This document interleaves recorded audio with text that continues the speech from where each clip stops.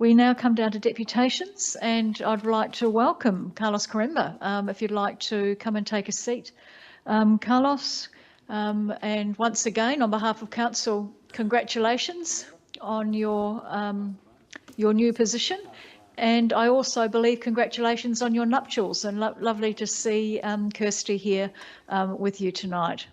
As you know, you have 10 minutes to make your deputation, and there will be that includes question time afterwards. So please go ahead. Thank you, Mayor. And I think my title is the Honourable Carlos Quaremba, Member of the Legislative Council.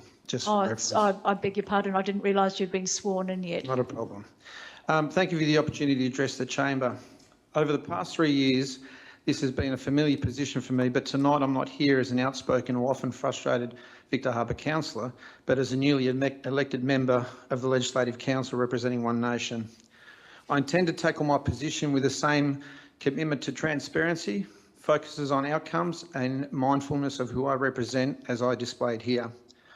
I will no longer attend these meetings and briefing sessions, but I'll be keeping a close eye on Victor Harbor Council because I believe this council is at a critical crossroads.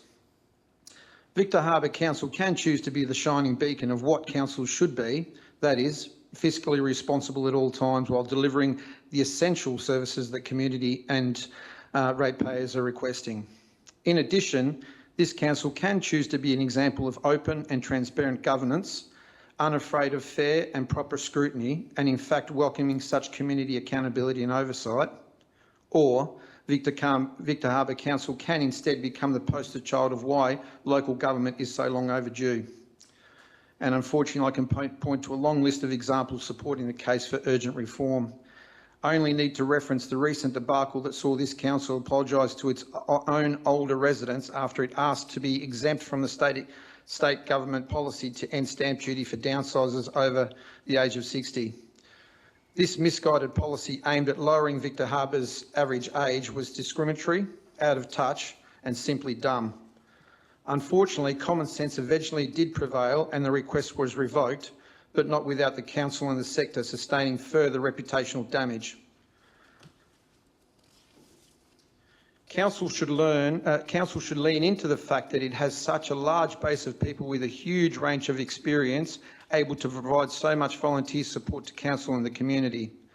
So coming out of the other side of this stamp duty saga, I would like to say lesson learned, but given the recent track records of SA councils, that prediction is either widely optimistic or just wishful thinking.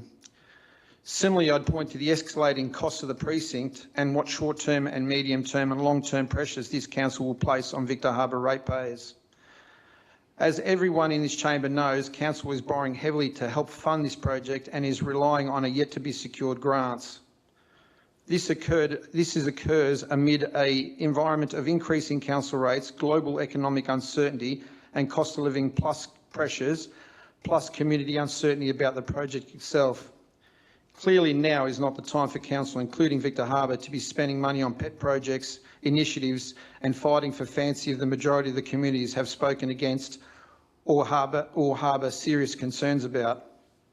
Operational costs are increasing, the cost of purchasing material is increasing, and now is not the time for business as usual.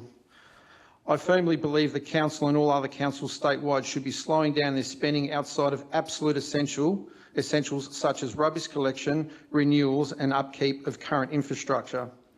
We don't need expenditure on money-losing ventures that have ever diminishing support in the community at large. More broadly, we cannot afford to have councils and elected members failing to be accountable for bad decisions.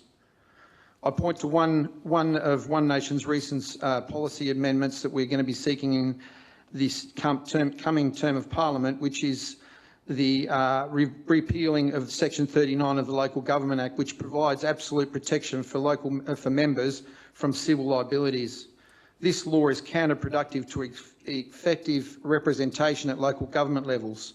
Why? Because it effectively frees elected members from doing their due diligence and sorry, Mr. Quaremba, do you mind just stopping for a moment? The people in the back, please don't show any placards or anything like that. Is my fan club back there, is it? No, it's not, Councillor. Okay, great, thanks. Please continue. Okay, thank you. And instead ultimately lead to them rubber stamping administrative recommendations, both good or bad. It gives elected members the freedom to ignore the responsibilities to check the information presented to them by administration. The administration told me to do this.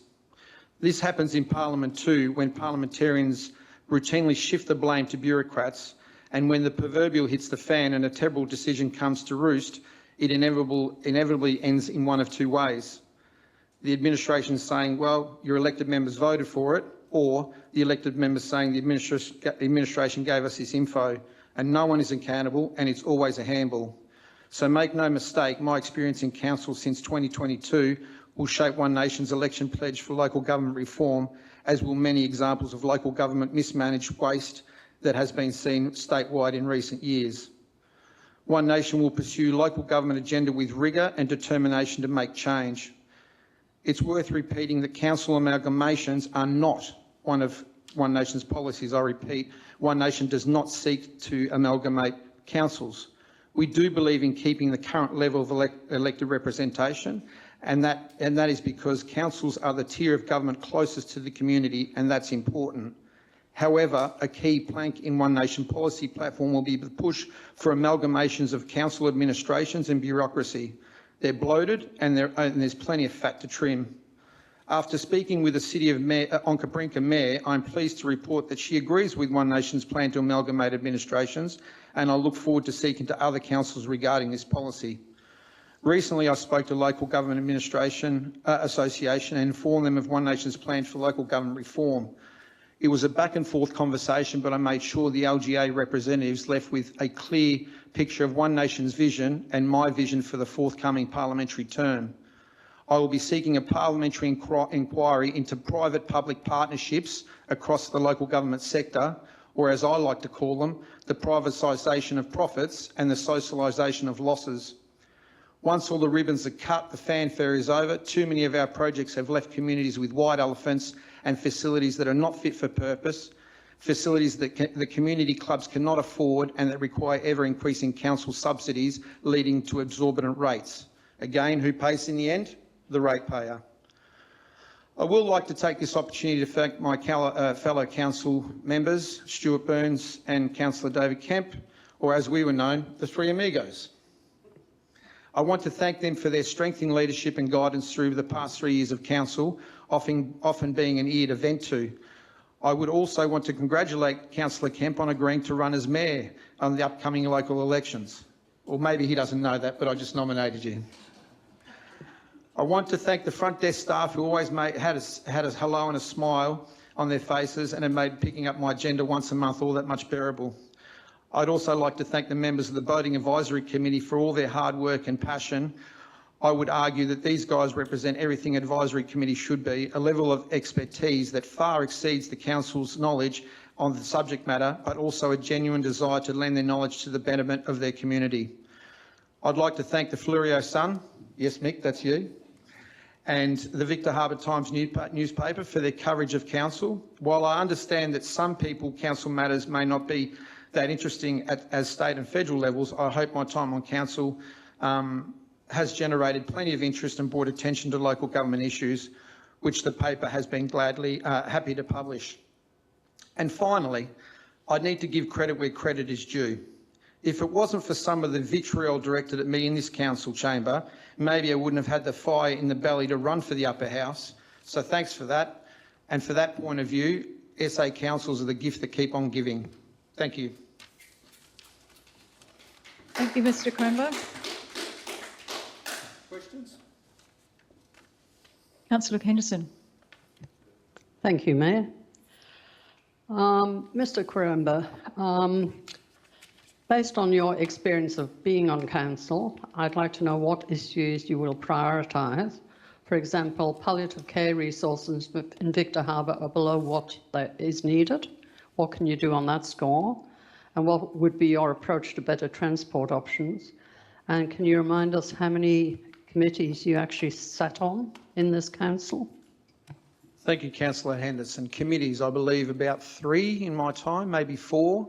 As for all the things that Victor Harbor needs, I'll be working closely, hopefully, with the newly elected member, Lou Nicholson.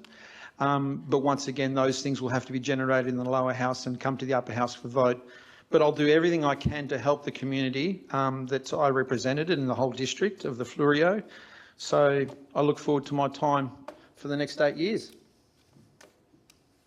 Thank you. Are there any other questions? Thank you, Mr. Quaremba.